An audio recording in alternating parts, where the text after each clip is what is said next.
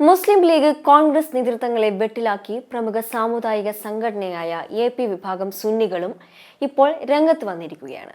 ജമാഅത്തെ ഇസ്ലാമിയുടെ സ്വാധീനത്തിൽ ലീഗ് നേതൃത്വം വീഴരുതെന്ന മുന്നറിയിപ്പ് ഇ.കെ. വിഭാഗം സമസ്തയ്ക്ക് പിന്നാലെ എപി വിഭാഗം സമസ്തയിലെ നേതാക്കളും പരസ്യമായി ആവശ്യപ്പെട്ടിരിക്കുകയാണ്. സമസ്തയും മുസ്ലിം ലീഗും തമ്മിലുള്ള ഭിന്നതയിൽ നിലപാട് വ്യക്തമാക്കിയാണ് എപി വിഭാഗം നേതാവും എസ്.വൈ.എസ് ജനറൽ സെക്രട്ടറിയുമായ എപി അബ്ദുൾ ഹക്കീം അസ്ഹരി തുറന്നടിച്ചിരിക്കുന്നത്. സമസ്തയും മുസ്ലിം ലീഗും തമ്മിലുള്ള ഭിന്നതയിൽ നിലപാട് വ്യക്തമാക്കിയിരിക്കുകയാണ് അദ്ദേഹം. സമസ്തയുടെ കൂടി ഭാഗമായ ലീഗ് നേതാക്കൾ സുന്നി വിരുദ്ധ ആശയങ്ങളെ പിന്തുണയ്ക്കുന്നതാണ് ഇപ്പോഴുള്ള അസ്വസ്ഥതകൾക്ക് കാരണമെന്നാണ് ഹക്കീം അസ്ഹരി പറഞ്ഞിരിക്കുന്നത്. മുസ്ലിം ലീഗ് രൂപീകരിക്കുന്നതിന് മുൻപ് തന്നെ സമസ്ത സ്ഥാപിക്കപ്പെട്ടിട്ടുണ്ട്. അതുകൊണ്ട് തന്നെ ലീഗിന് സമസ്തയെ നിയന്ത്രിക്കുന്നതിന് അർഹതയില്ല എന്നും അദ്ദേഹം ചൂണ്ടിക്കാട്ടി. പാണക്കാട് ഖാസി വിവാദത്തിലും ഹക്കീം അസ്ഹരി തന്റെ നിലപാട് വ്യക്തമാക്കുകയുണ്ടായി. ഖാസിമാർ പണ്ഡിതന്മാർ ആയിരിക്കണമെന്നാണ് മതനിയമമെന്ന് ഹക്കീം അസ്ഹരി പറഞ്ഞു. ലീഗ് അധ്യക്ഷൻ സാദിഖ് അലി ശിഹാബ് തങ്ങൾക്ക് പണ്ഡിത സഭയിൽ അംഗത്വം നൽകാതിരിക്കുന്ന ഇ.കെ. വിഭാഗം സമസ്തയുടെ മുഷാവറ അംഗങ്ങളുടെ തീരുമാനത്തെ പിന്തുണയ്ക്കുന്നതാണ് എപി വിഭാഗത്തിന്റെ ഈ നിലപാട്. കേരളത്തിൽ ഇരുവിഭാഗം സുന്നികളും ഇപ്പോൾ നല്ല ബന്ധത്തിലാണെന്നും തർക്കങ്ങളൊന്നും എവിടെയും ഇല്ലെന്നും ചൂണ്ടിക്കാട്ടിയ എപി വിഭാഗം നേതാക്കൾ ഇരു സമസ്തകളും ഒരുമിച്ച് പതാക ഉയർത്തുന്ന സംഭവങ്ങൾ പലയിടത്തും ഉണ്ടായിട്ടുണ്ടെന്നും വ്യക്തമാക്കുകയുണ്ടായി. ഇരു സംഘടനാ നേതാക്കളും ഒരുമിച്ച് വേദി പങ്കിടുകയാണ് ഇനി വേണ്ടതെന്നാണ് ഹക്കീം അസ്ഹരിയുടെ അഭിപ്രായം. സുന്നി ഐക്യശ്രമം തടയാൻ ചില കേന്ദ്രങ്ങളിൽ നിന്നും ബോധപൂർവമായ ശ്രമമാണ് നടക്കുന്നത്.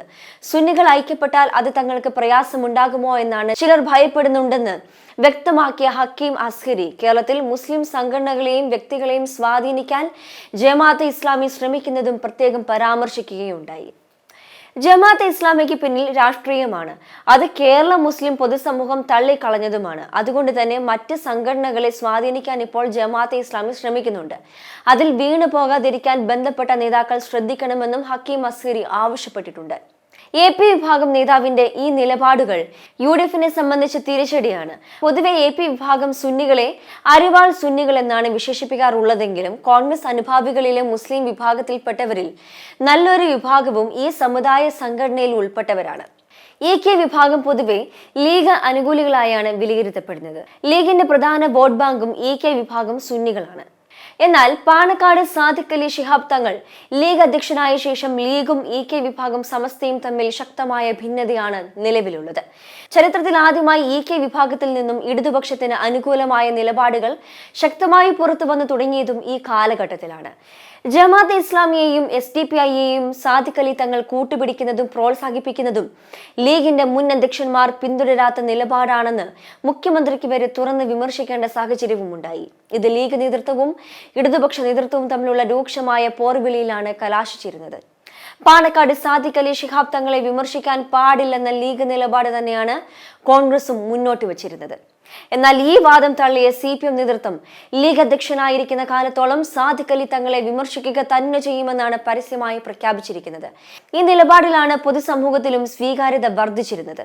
ഇതോടെ നാണം കെട്ടിയിരിക്കുന്ന ലീഗ് നേതൃത്വവും കോൺഗ്രസ് നേതാക്കളുമാണ്.